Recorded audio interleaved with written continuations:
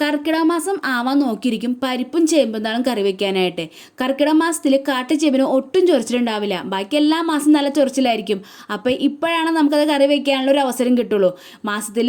വർഷത്തിൽ ഒരിക്കലായിട്ടും ഇത് കറി വെക്കാൻ പറ്റുള്ളൂ, കർക്കിടക മാസത്തിൽ മാത്രം. അപ്പോൾ ഇതൊരു സീസണൽ കറി എന്ന് വേണമല്ലോ ഇതിന് വിശേഷിപ്പിക്കാനായിട്ട്. കാരണം വർഷത്തിൽ ഒരിക്കലല്ലേ നമുക്കിത് കറി വെക്കാൻ പറ്റുള്ളൂ. പിന്നെ ഈ കാട്ടുചേമ്പിൻ്റെ താളിൻ്റെ ഒപ്പം തന്നെ നമുക്ക് കപ്പയോ കപ്പങ്ങയോ അല്ലെങ്കിൽ കായോ ഒക്കെ ഇട്ട് കറി വെച്ച് കഴിഞ്ഞാൽ ടേസ്റ്റ് ഉണ്ടാവും. ഇത് മൂന്നില്ലെങ്കിലും ടേസ്റ്റ് തന്നെയാണ്. ഇപ്പോൾ വീട്ടിലുള്ളത് ആകെ കപ്പങ്ങ മാത്രം കേട്ടോ. അങ്ങനെ കപ്പങ്ങയും അതുപോലെ തന്നെ ചേമ്പിൻ്റെ താളൊക്കെ തൊലി കളഞ്ഞ് ചെറുതാക്കി അരിഞ്ഞെടുത്തിട്ടോ. കപ്പങ്ങയും ചെറുതാക്കി അരിഞ്ഞെടുത്തു. ഇനി പരിപ്പ് കഴുകി വാരി കുക്കറിലേക്ക് ഇടുക. അതിനകത്തേക്ക് നമ്മൾ ഈ അരിഞ്ഞു വെച്ച സാധനങ്ങളെല്ലാം ഇട്ട് കുറച്ച് വെള്ളം ഒഴിച്ച് നന്നായി വേവിച്ചെടുക്കുക.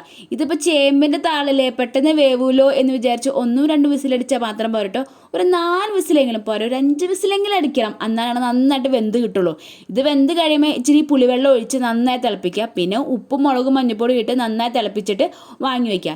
ഇനിയത്തെ പണി കാച്ചൊഴിക്കലാട്ടോ. അതിപ്പോൾ പ്രത്യേകിച്ച് എന്താ, വെളിച്ചെണ്ണ ഒഴിച്ച് കടുക് പൊട്ടിച്ച് വറ്റൽമുളകും അതുപോലെ തന്നെ വേപ്പിൻ്റെ എല്ലാം ചുവന്നുള്ളിട്ട് നന്നായി ഒന്ന് വഴറ്റിയെടുക്കുക.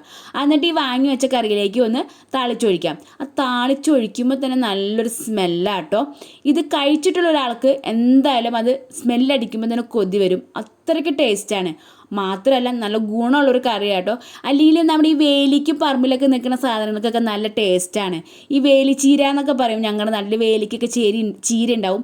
അതിന് നല്ല അസാധ്യ ടേസ്റ്റാണ് കറി വെച്ച് കഴിഞ്ഞാൽ. അതുപോലെ തന്നെ അതിന് ഗുണങ്ങളുണ്ട് കേട്ടോ. പിന്നെ നല്ല ചൂട് ചോറും അതിൻ്റെ ഒപ്പം തന്നെ ഈ താളിച്ച് വെച്ച ഈ ചേമ്പിൻ്റെ കറിയും പിന്നെ ഒരു അച്ചാറും. അച്ചാർ ഇല്ലെങ്കിലും കുഴപ്പമൊന്നുമില്ല, ഒരു ആഡംബരത്തിന് അച്ചാർ വേണമെങ്കിൽ വെക്കാം. ഒരു പിടുത്തം പിടിച്ചാണ്ടല്ലോ, ആഹാ നല്ല ടേസ്റ്റാട്ടോ.